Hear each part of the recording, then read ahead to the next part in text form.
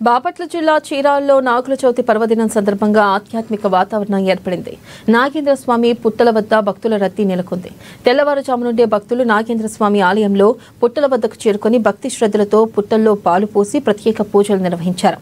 చీరాల దండుబాట రోడ్డులోని నాగేంద్రుని పుట్ట వద్ద గత 3 రోజులుగా కురిసిన వర్షానికి భారీగా వాన నీరు చేరింది.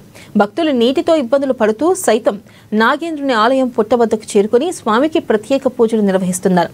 మున్సిపల్ అధికారులు మోటార్ల ద్వారా వాన నీటిని తరలించకపోవడంతో భక్తులు ఆగ్రహం వ్యక్తం చేస్తున్నారు.